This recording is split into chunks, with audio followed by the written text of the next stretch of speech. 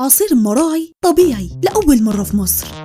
كل الفاكهة دي لأول مرة في مصر.